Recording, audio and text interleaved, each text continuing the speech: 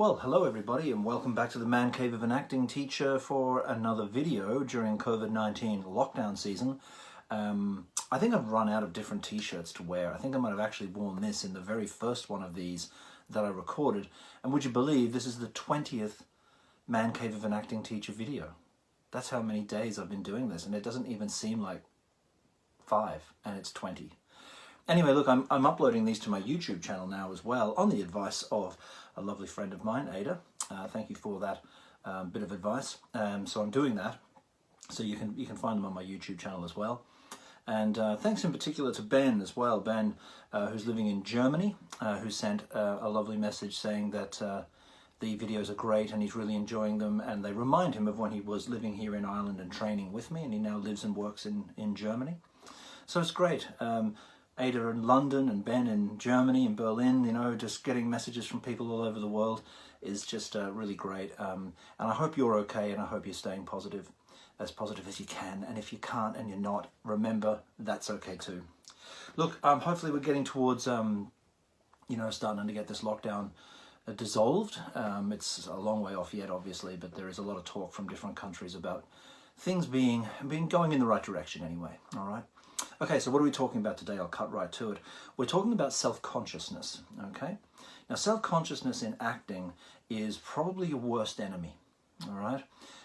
And you probably notice that if you look at the great actors that, you know, you believe are good actors, that you know, inspire you and that you like to watch, you'll probably notice that when they're acting, they're not self-conscious. And when you see actors that are self-conscious, there's something wrong, you know, with their acting. It seems to be in some way self-referential or self-indulgent sometimes, and there's something unsatisfactory about it. We can't quite put our finger on what that is. If you watch someone like Robert De Niro, okay, in anything he's ever done, but particularly evident in his early work like Mean Streets and Taxi Driver and those kind of films, Raging Bull, it's almost like he has no sense of self-consciousness at all. His eyes are constantly looking out, yeah? And that's an incredible skill or talent or whatever it is to have. Now, the feeling of being unself-conscious is obviously a very liberating feeling, right? I feel it myself when I'm teaching in particular. I don't have any sense of myself. All of my attention, rather than going in on me, is going out onto other people.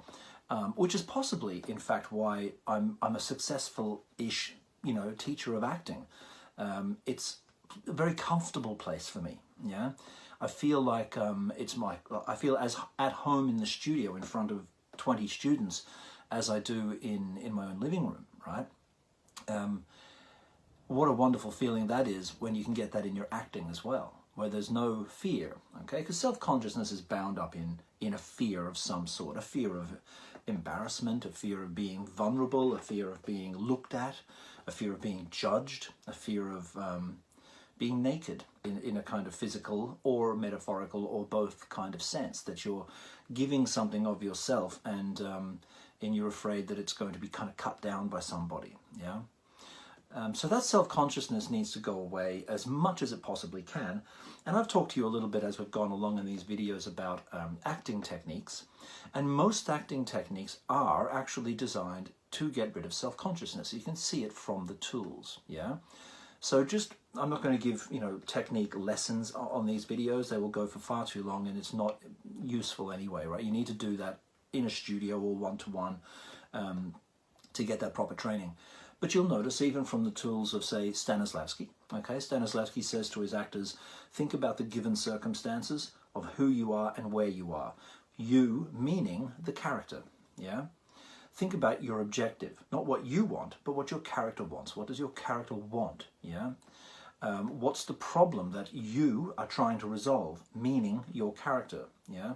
So, Stanislavski is constantly, step by step, giving his actors tools to take their attention off themselves and put them on someone else, okay? Now, there's many other tools in that technique and in my technique especially that have that as a goal as well.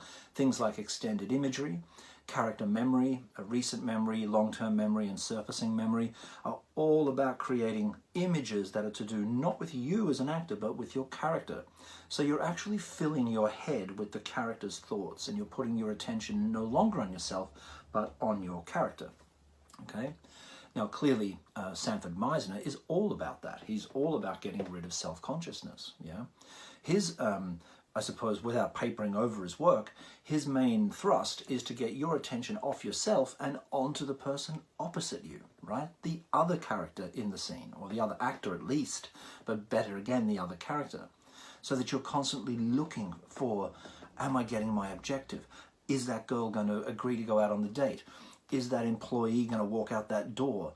Is this person going to agree to do what I want them to do? What's my objective? Am I getting it? And I'm so intent on getting what I want from the other person that my attention has to go out and onto them. Yeah, because we can only get our objective, our character's objective, that is, right? I'm bleeding you and the character into one thing. The character can only get their objective from the other person in the scene. And that, of course, is very lifelike, isn't it? Yeah. So in life, if I'm having a conversation with you online and I'm teaching you, right, my objective is to teach you and to teach you well. I don't know if I'm teaching you well unless you're giving me signals that I'm teaching you well. So my attention goes off me and onto you, okay? So if you're sitting there in front of me going, I need to rethink what I'm doing, or my approach to what I'm doing, or the tactics that I'm using to teach you, because you're not getting it, right? But if you're sitting in front of me going, oh yeah, right? And I'm seeing the nod and the smile and the signifiers, the signals that I'm getting what I want from you, then I know that I'm getting my objective. And my attention, as I've said, is all on you. It's not on me. And yours, if you're not self-conscious yourself, if you're looking out at me, right, and your objective is to learn, right, and your entire attention has gone on to me for that, you're not feeling self-conscious either.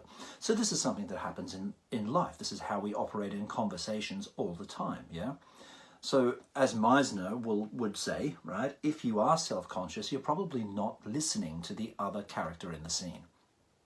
And if you're not listening, it's probably because you're self-conscious, okay? Now, there's lots of different self-consciousnesses that get on top of us, of course, isn't there?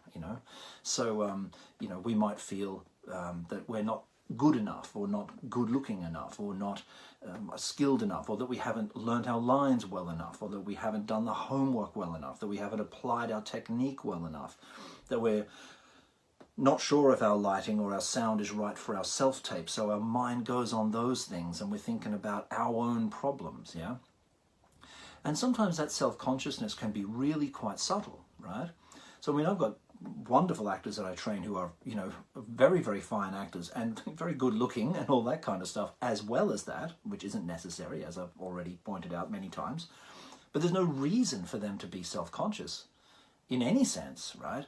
However, there's still the self-consciousness of, oh, I want this to work. I want this self-tape to be good. I want to impress this casting director. And the more that the actor then pushes their performance in their self-tape or their audition or their screen test, right, in order to impress somebody else, the more they do that, the more they create a kind of an affectation to their acting. And as soon as you create that affectation, you'll be demonstrating an emotion of some sort. You'll be demonstrating, you'll be trying to tell the story and push the story a bit too much in some way. And instantly, that covers up the raw truth of what's happening to that character, yeah? You're not allowing that character to exist there on its own, this is what I'm getting to, because you're in its way, yeah? So self-consciousness is one of those things where you actually get in the way of the character. It's almost like the character is waiting for you to get out of the way and stop overacting and stop trying to prove yourself and stop trying to impress people. Stop trying to get ahead in the business in some way, and get the hell out of the way and let them exist there, which of course will mean that you will, if you can do that, impress whoever you want to impress. But you're only impressing them by not trying to impress them. And now we're back to Zen, right? So let's not go back down that road again, right? Because I hope that kind of makes sense, because It's very evident. It's incredibly evident in screen acting, absolutely, you know. So if you kind of imagine for yourself that, you know, you're going out on a date, right? And you're, you know, sitting opposite some person that you really, you know, like or whatever, right? And then you get really self-conscious that you're not good enough to be sitting there, that you're not attractive enough, that you're not worthy in some way or other. And you start feeling that you don't want to be there anymore, and your communication with that person locks out, yeah? Now, depending on who you are, you'll react in certain ways. You might just go quiet and shy and very embarrassed, or you might start talking about yourself, and the person opposite you will be sitting there going, I'm not seeing the real you here, and you're not listening to me, you're not finding out anything about me, yeah? Because of your self-consciousness, all right? Okay, don't want to talk too long again, but okay, as always with all of these, what's the solution, right? The solution, again, is to learn a technique, right, where the components of that technique are designed to take away your self-consciousness, to put your attention on the character, the other character in the scene, and ultimately, as an artist, to put your attention on the story, which means putting your attention to some degree on the audience. And saying to yourself, okay, well, who's going to receive this? This isn't about me, all right? This is about the character, the other character in this scene, and the audience. They're the people that my attention should be on, not on myself, okay? So again, if I've got a technique that I've learned, that I trust, I can go through that technique, do my homework all at home, get to that set or that screen test or that self-tape or whatever, knowing, okay, I've done my work, and now my attention is going to go on my character, meaning I'm going to fill my mind with the thoughts and the images and the memories or whatever it is for that particular piece, for that character. I'm going to pursue their objective on their behalf because I now am them, meaning I'm going to try and get something from this other character in this scene. My attention's going to go on to that person now. And I'm going to do this so that the audience is told the story in the most effective way possible. And that's what unaffected, unself-conscious acting is all about. There's a little talk about self-consciousness. I know I can't solve that in a video, and I'm not attempting to. I suppose I am saying to you that if you haven't trained in a technique, a specific acting technique, then you will probably find that you will be self-conscious at points at least. And you will find that that will affect your work, yeah? Anyway, look, that'll do. I'll leave it for that. I'm going to go back out in the sun. It's another beautiful day in Ireland, and I'm going to fire up the barbecue.